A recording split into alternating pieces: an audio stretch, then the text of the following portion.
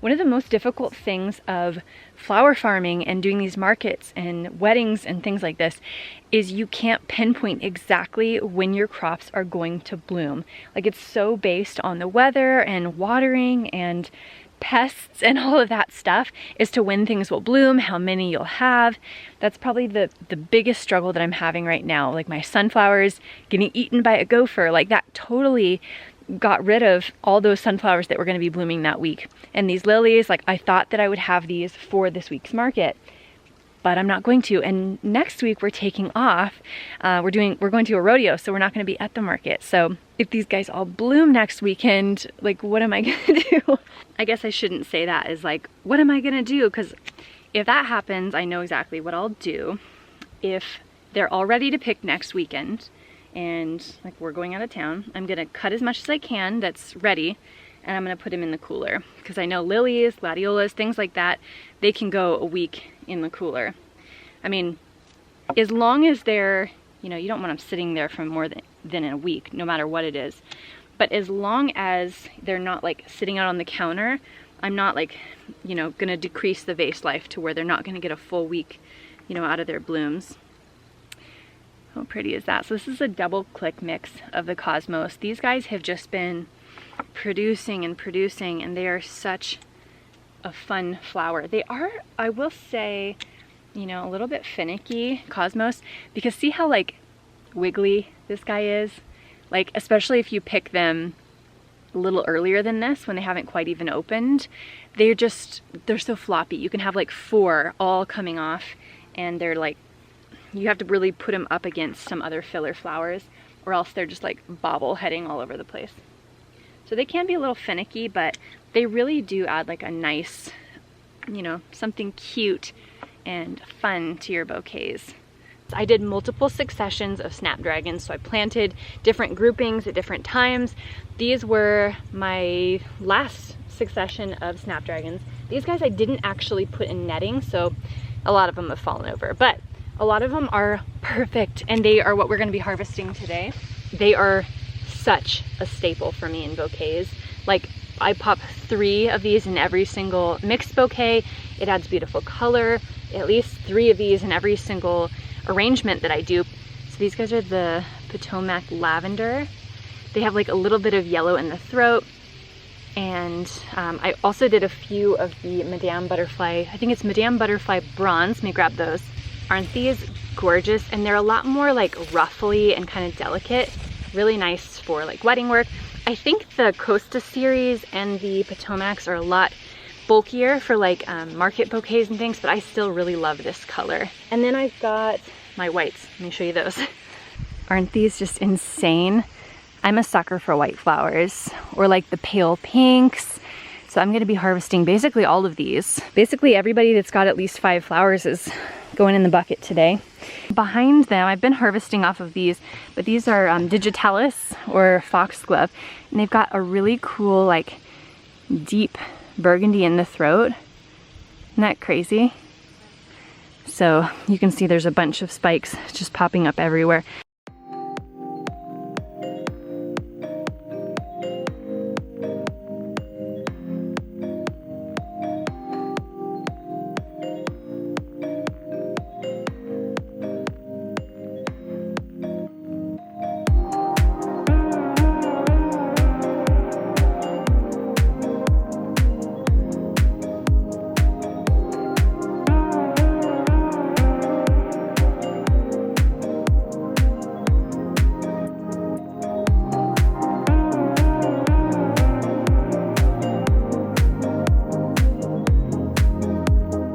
All right, you guys, so quick update on the harvest. I got it all done. We'll chat a little bit more once we get to putting together bouquets. I do want to make those with you today so you can kind of see like my process behind it and like the flowers we've got going. Right now they're getting hydrated. I wanted to sit down and mention today's sponsor, which is Slim Chillers. I talked about them in our last harvesting video, and I've just been loving them. Like, they're so convenient and they're low calorie. So they make these little slim shooters. The one that I have in mind for tonight is the salted caramel pecan that I have here. I keep them in the freezer. You actually don't even have to refrigerate them, and they're just so convenient. It's like a little pocket-sized cocktail shot. no prep, no mixing, no anything. Like taro been good to go. Tonight, what I want to do is, once I get done with all the market prep on time, that's my goal, then I'm going to reward myself with a little treat, which is sitting down with you guys and doing a Q&A, having my little cream shooter. So that's my goal. If you didn't see that previous video, they come in 2 different varieties. So they have the regulars that are only 30 calories, and then the cream ones, which are 60. There's 11 different flavors: oatmeal cookie, there's a strawberry cheesecake, there's a chocolate mint, there's a banana cream. Like, they come in really good flavors. And not only can you find them at Sam's Club, but they also have them in a lot of grocery stores now. So you might be able to find them locally, or you can find them online too. So I'll put a link, like an online link, down below. Oh no, I'm starting to get hungry because of all the flavors. But that's like a, an evening, enjoy responsibly kind of treat. So we're gonna stick with coffee for now. Let's go get the laundry going, and then we'll make some bouquets together. So I've got everything organized. We've got basil to start out. I'm gonna do my gladiolas over here. Actually, let me show you kind of a close-up of what everybody looks like. So we've got 2 different varieties of basil. This one's a little bit more green in the foliage, and this one is a little bit of a deeper green with these really fun, like, purple flowers. It's just like a little bit darker. We've got dahlias, then I've got gladiolas back here. I'm probably gonna do 3 in each bouquet. And then for my pinks and whites, we've got the scabiosas, both the whites and the purples. I actually have quite a few of them. They're not real big, but they'll be a nice fun pop. I've got my light pinks. I think these are the bridal pink from Johnny's Seeds, Snapdragons. I've got it's chocolate ami. I'm planning on doing at least 1, if not 2 of these in at least each of the purple bunches. I've also got some celosia back here. You can barely see it. It's right there. We've got lots of rudbeckia. I'm gonna do probably 3 in each bouquet, if not 5. I've got some dill right here. We've got our cosmos. I don't have as much cosmos as normal. Well, you guys saw me harvest it. So these will just be some fun little pops. I kind of have my miscellaneous bin back here. Crocosmia, these guys are so pretty, and they're like red. I think I'm gonna do those with these red dahlias. We'll have some bouquets that are like really deep and fun, and I think those will go well. And probably in the reds, I'm gonna use my sunflowers. So I've got these White Night sunflowers. I also have these orange pro-cut sunflowers, which will be nice. And then we've got our digitalis or foxglove. These will be nice in the purple bouquets. And then for the snapdragons, we've got the lavenders, and then we've got these coral colors, mainly, going along with those pinks. So that's what I've got laid out. Let's see how we do. I'm feeling like I have so many purples. Purple's like not even my favorite color. I don't even love purple. But in flowers, there are so many pretty purple flowers and plants, and like you really can find, you don't like certain colors, but then once you start farming and like messing with flowers, you find that you actually do love those colors. So I'm gonna start out, I've got 2 of these beautiful basils, and then I'm gonna go ahead and tuck in some gladiolas. I want a few that are really open, maybe like this guy's pretty open. He's gonna go like front and center here. And then I'm gonna do 2, like this one is barely open at all, just probably harvested this one last night. So I'm gonna put this one here, and then one that's partial. That way they have a bouquet that's looking beautiful the longest. And at the farmer's market, nobody wants to buy a bouquet that is like completely closed because they're not sure, is it going to open, is it not? Like florists would love that because they want it to last the longest that it can. But at a farmer's market, everybody wants to know that the flowers are, what they're gonna be, basically. I actually decided I'm gonna go ahead and lay these dahlias just out of water for just a couple minutes, because it's too hard to pull them from the bucket when they're this ginormous, like dinner plate style, and it's gonna make it easier to see them. These are massive. Look at that, like compared to my head. These are huge. Some of these even had 2 flowers on them. Like one is more ripe than I would want, but I mean, to have a couple days of like 2 giant flowers in there, I think is pretty cool. Ooh, I love this one. This is called Cornell is this one. So where were we? We got our filler, we got our glads, we're at 5 stems. We're going for about 15. We could go less if we've got like some, like look at that, giant. Wow, that's just stunning. Like we've got 6 stems, that's crazy. I feel like one of these scabiosas just popping out the top would look really cool. So that's 7. I said I wanted to do our chocolate Queen Anne's lace. 8.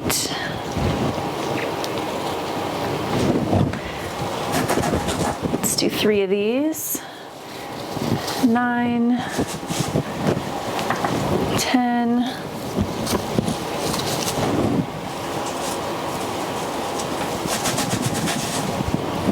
11, 12. I think that was 4 of those. I think we could do another chocolate down in the corner here. 13. Yeah, right in there.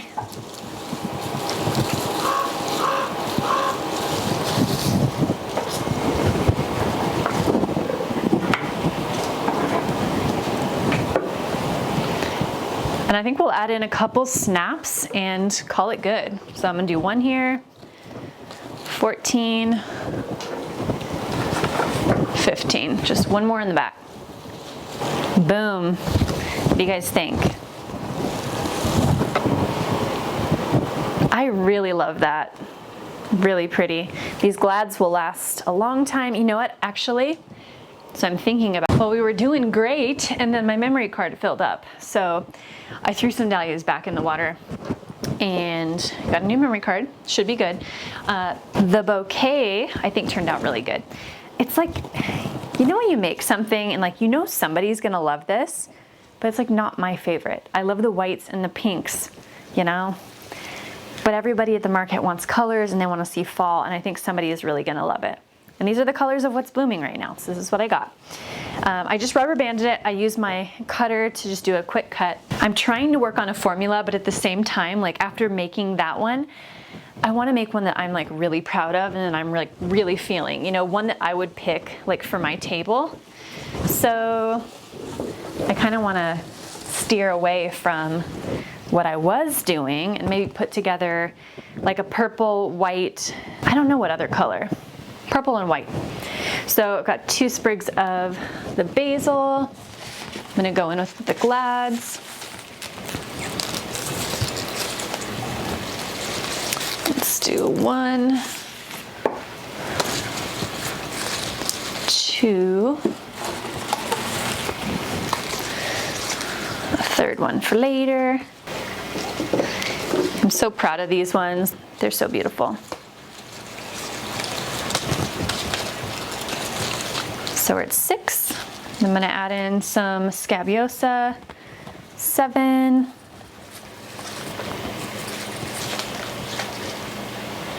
Let's go with some pink snapdragons. 8, 9,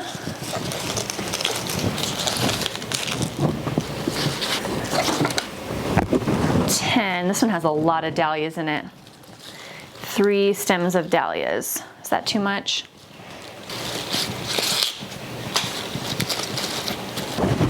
I'm kind of thinking of this dill on this one instead of the chocolate ami.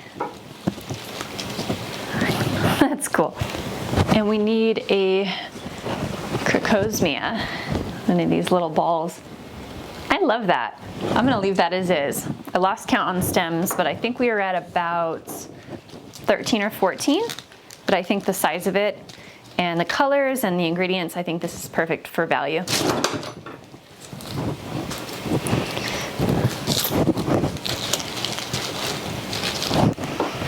Let's do a quick bunch.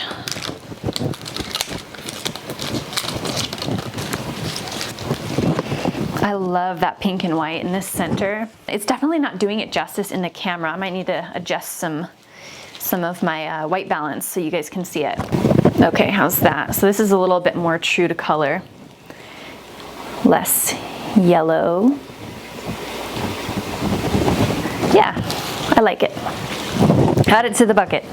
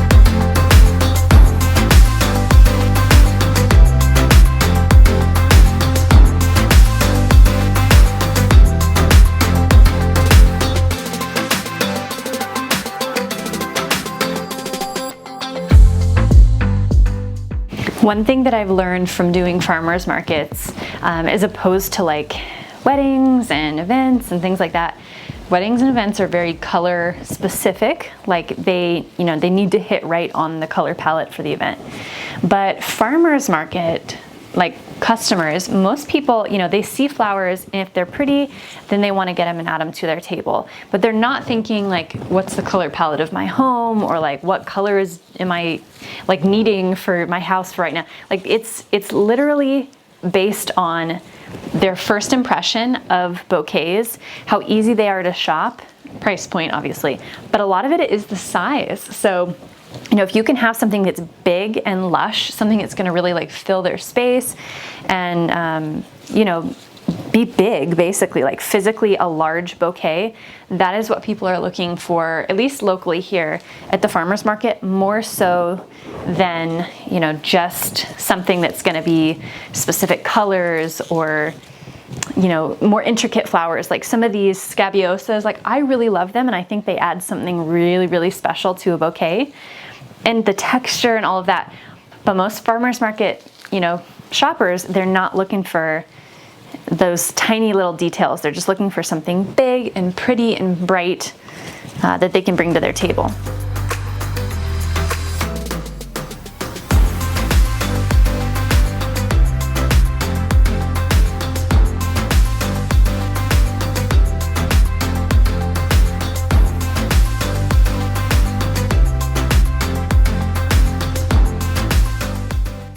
Something too that I like to think about with the bouquets is longevity. Like I want these bunches to last them a good week.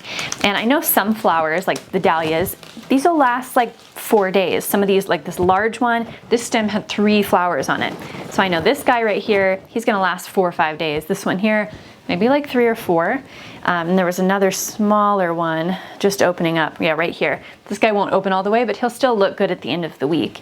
These glads, they're gonna last beyond a week. So I like to kind of, have it looking good at least the week, and then can come back and refresh it. But a lot of these flowers will still persist, so they'll be able to combine like a few of these others. The basil will probably still be good, the snapdragons, the gladiolas. Probably at the end of the week, the rudbeckia and sunflowers might be finishing out. But I like to be able to, longevity and quality in the flowers is really important to me.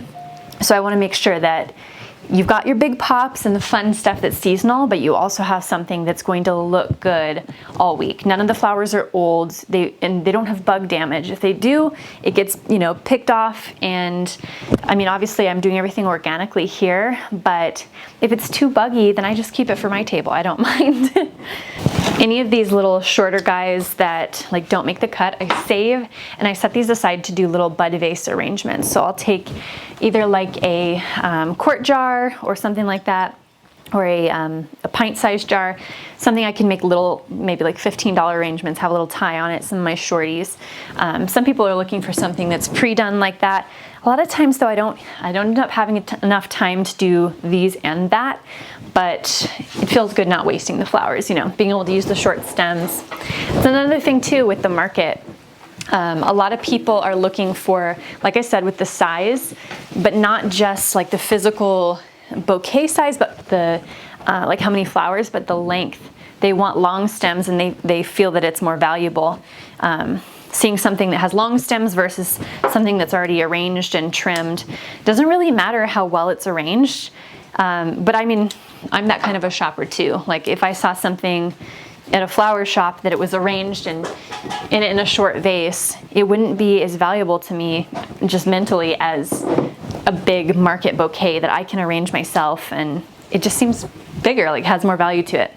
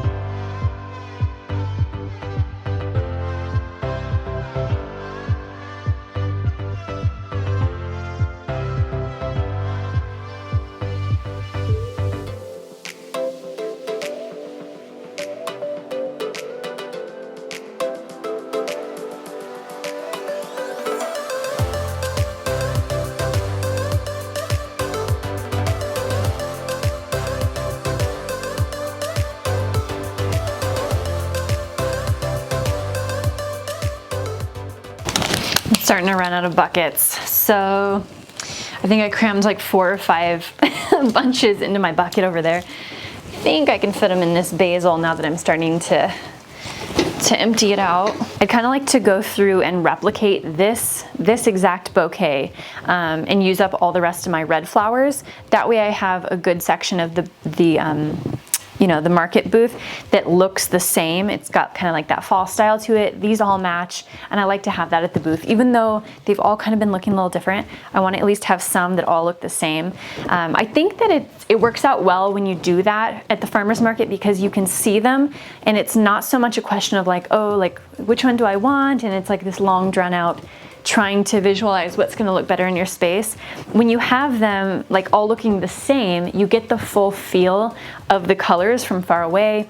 As you walk up, then you just are deciding which one do you want, rather than comparing all the little bits and bobs and stuff, especially for men who are like, if you're gifting it, I think it's nice a lot of times to be able to just pick which one rather than like weighing all of the different ingredient details. So I'm gonna try and replicate this exact one. I really like how it came out.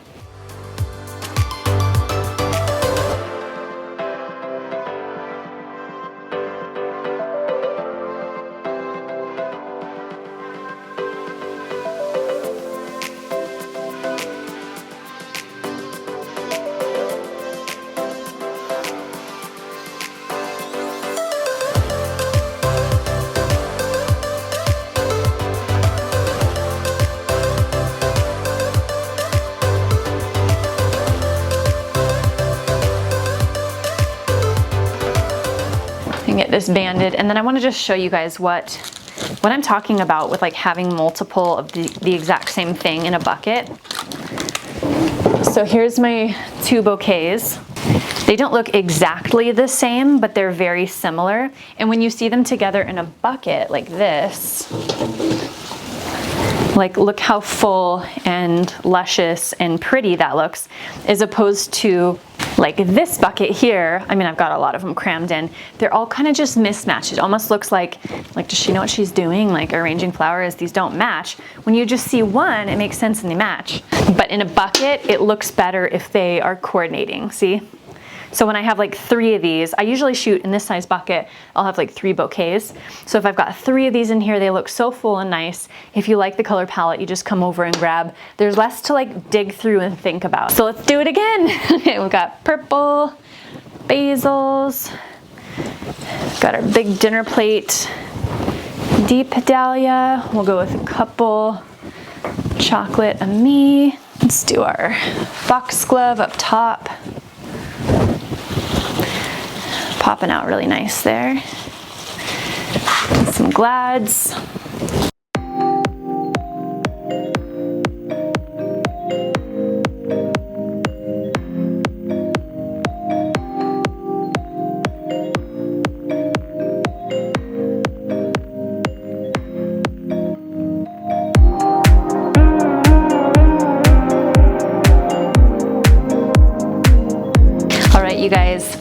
am gonna just keep going and making bouquets.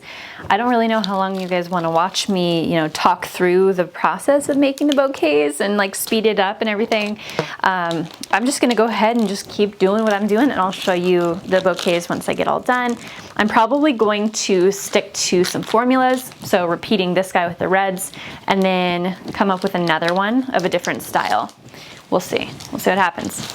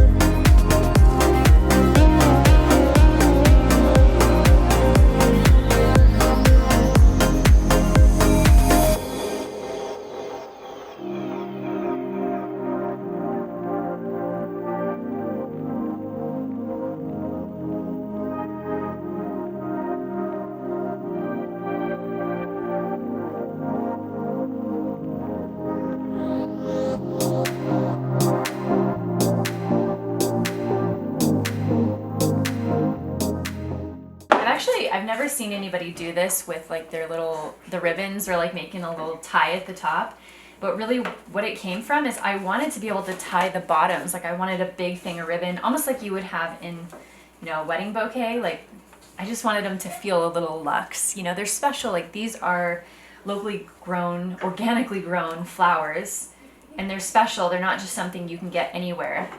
And I really do feel like I put a lot of time and thought into them. So I want them to feel like that. I want it to be kind of an experience when you get your bouquet. But at the same time, like I also don't want it to add a lot of cost to the, you know, the consumer of having, you know, a ton of ribbon, and that does add an expense. So I think this is just a little, I don't know, something that's working for now, and I think it's cute. I figured you guys might want to see it kind of close up, just how they look like if you were shopping and you picked one up. This is definitely my pinks and yellow palette. So we've got the basil, we've got some straw flower, cosmos, snapdragon, sunflower, zinnia, gladiolas. I really love this palette. This is something that I would pick up at the farmer's market.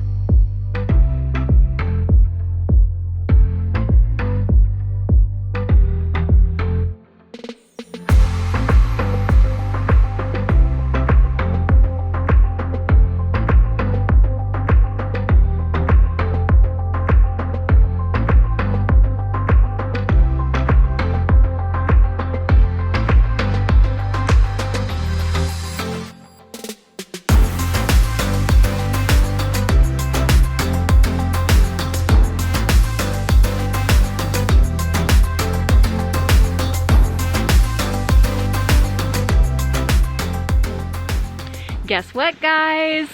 We did it! I made 21 bouquets. I don't think they're all gonna sell, but we have some serious potential for tomorrow's market, and it's still light outside, even though it gets dark early. So I'm very, very excited. We did it. Pat on the back. I mean, when I start to think of the numbers, like 21 times $25 per bouquet, that's some serious income that could potentially be brought in tomorrow. Like, very exciting for flower farming. Yeah, that's super exciting, especially considering all these big projects that I'm wanting to do. Being able to make these last few markets count is going to be a big deal for me. Oh, I wanted to point out where we are in the garden. Also, thanks for coming along if you made it this far. I'm gonna have my salted caramel pecan slim shooter. Very excited about this. This is my treat for the day. It's like my coffee in the morning is like my treat for getting up on time. Well, sometimes not even on time. You know, it's like that little bit. I've been putting maple syrup in my coffee instead of like sugar or any kind of sweetener. Well, it's a sweetener, but you know what I mean. And I feel like that's like making it a little healthier. And the fact that this is 60 calories, like, you know, It's just so nice to meet your goal and then be able to relax, and like the whole rest of the night is gonna be easy. For dinner tonight, we're having a sweet potato and corn bisque. It's actually made from a local store here. We have a really neat market that's like, they carry our flowers and my mom's baked goods. Like after the market, whatever we don't sell, they will sell.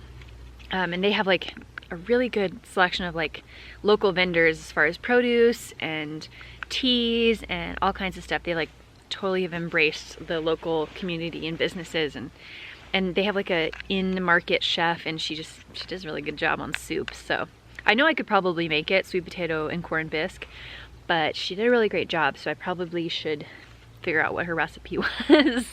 Oh, and I wanted to point out too, before we get into our questions, we're gonna do the Q&A, but I wanted to point out where we are on the farm. So we just did this rockery area. So it kind of starts up at the top and then goes around, and we planted, so all of this purpley blue behind me is all salvia that the kids, we saved the seed from last year. Like we harvested the seed and then we planted that and we grew it on, and then I planted it out this year once it was, you know, pretty big. And then below it, should we get closer? Below it, I've got a bunch of, what is this called? Alyssum. So there's our salvia. The bees are like loving it. So much salvia. And then this is the alyssum. It's just this really pretty like white carpet of these tiny little flowers, and they smell so good. And then in there, I don't know if you can see them or not. Can you see kind of in between? I've got some little radishes planted. I had a bunch of seeds for radish, and I'm like, should I just save them and I'll just do them next year? And I was like, no, radishes are a 30-day crop. Let's just go ahead and plant them. I mean, look how big. Look at that. You know what? I should pick a bunch of these. Maybe I'll harvest these while we do our Q&A. I don't know. But I need to harvest these for the market tomorrow because I have so many. I planted so many seeds, and like they're just getting, look at this. They're crazy. It's like a 30-day crop. And for these at the market, I don't know, I sell them for like $2 or $3, and I'll put like 6 of them in a bunch.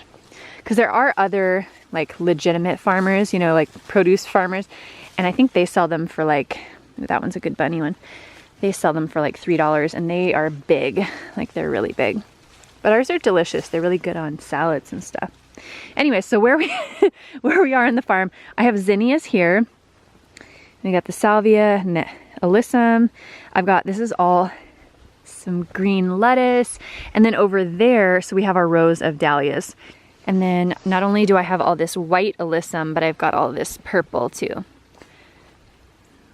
Just fun border stuff. Any excuse I can get to show you guys what I'm growing, I'm like all about it. And I also have my herbs over there too. So I do an herb butter, like I take heavy cream and I whip that up until it churns to butter. And then I throw in fresh herbs, so oregano, thyme, and sage. I have all those plants growing over there. You might be able to see the sage. It's right next to the salvia there. Goes to sage and then thyme. Anyway, okay, let's get into some Q&A. Okay, first question says, when are you going to do another kitchen cleaning YouTube haul? Ooh, that's a fun one.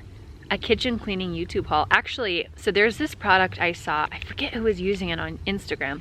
It's basically like a toothbrush, like an electric toothbrush, but you use it for getting all those little cracks like around your sink and the drain, and like you could even have a dedicated one for cleaning toilets and stuff. And you just like turn it on and it's like bzzz. I so want to get one of those. Maybe I'm going to use this as an excuse to get a few new cleaning products. I also really want to get that, you know, the O-Cedar spin mop. Like I really want to get one of those because you can get like multiple pads. And I know I have the steam mop. It's the Shark steam mop and I love it. I love the steam mop. But sometimes our floor, like I hate to say this, but sometimes our floor, like in the kitchen especially, it gets so dirty. Like I can't just steam mop it because then I need to like change the pad so often. I really like the idea that I could just dunk it in the bucket and then spin it clean and then start over. Maybe I should do a kitchen cleaning products haul. I think so. Oh, and I think the next video that I do is going to be like a kitchen refresh or like a fall kitchen, not a makeover because I'm not really doing anything, but I want to minimize and I want to like, you know, get some like fall scented cleaning products or a new soap or something to make the evening, you know, kitchen cleanup a little more fun. And I think that'd be nice too for you guys to kind of like inspire people to do the same, like get a fun new soap and like change your sponge, like, you know, it'll make your night. How do you manage to learn new things like flower gardening? Usually at night.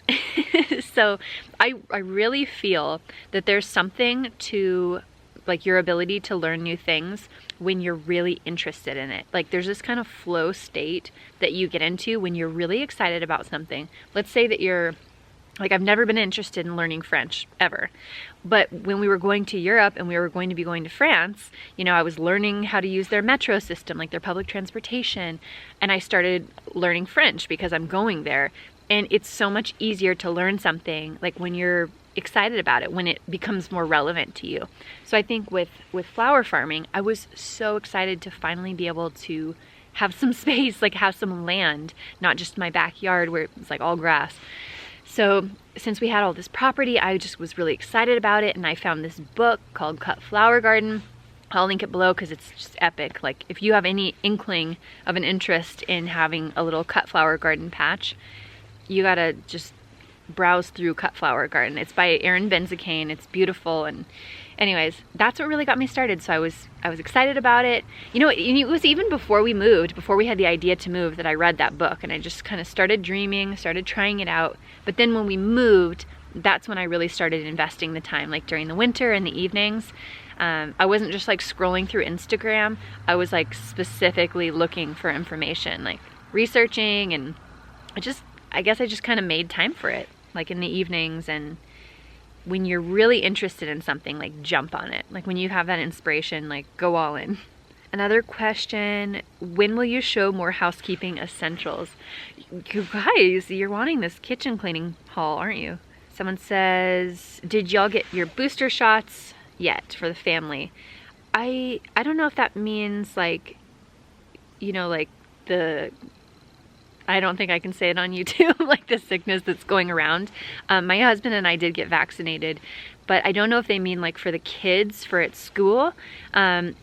My kids are on like delayed vaccinations, so we didn't get, like when they were little, we didn't give them vaccinations. And it wasn't until like they started going to school that they've had a few select ones. I just really didn't feel comfortable with it, like, you know, on the day they were born, giving them a shot. Like and when they were younger and like learning to walk and talk, the whole idea of like preservatives and stuff and vaccinations, and it just kind of freaked me out a little bit, like interfering with their growth or development.